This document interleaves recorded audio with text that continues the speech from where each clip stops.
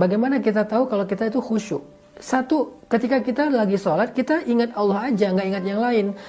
Allahu Akbar. Kalimat pertama aja yang kita ucapin dalam sholat itu adalah kata Allah.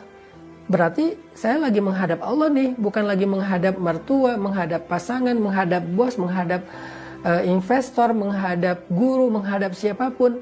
Allahu Akbar, saya lagi menghadap Allah. Berarti sekarang yang ada di hadapan saya itu adalah Allah Subhanahu wa Ta'ala.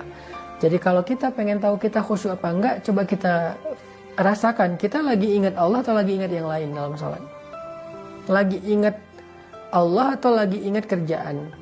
Itu hal yang paling gampang untuk mengukur kita khusyuk apa enggak. Sehingga kalau kita bisa pastikan bahwa sepanjang sholat saya ingat Allah, kalaupun agak-agak keluar sedikit-sedikit nggak lama gitu. Nggak sampai dia pergi lama terus balik lagi pas salam. Nggak. Keluar sebentar balik lagi. Keluar sebentar balik lagi. Karena itu manusiawi lah. Untuk bisa fokus 100% itu mungkin butuh waktu gitu ya.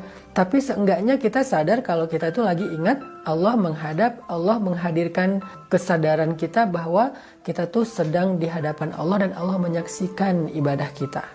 Itu indikasi khusyuk yang paling sederhana. Yang kedua, kalau kita pengen tahu kita khusyuk apa enggak, kata para ulama adalah yang diambil dari surat An-Nisa, hatta ta'lamu ma taqulun.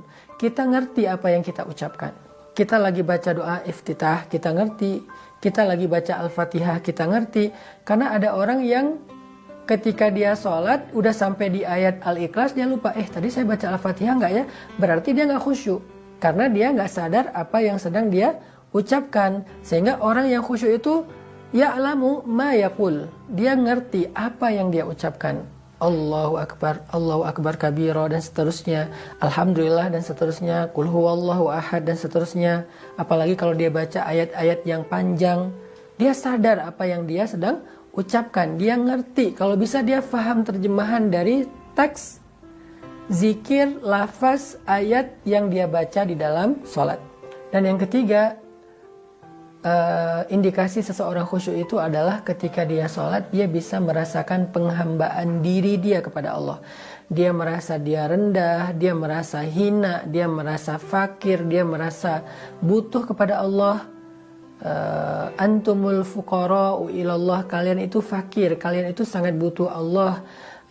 Wa nahnu du'afa, kita ini lemah di hadapan Allah.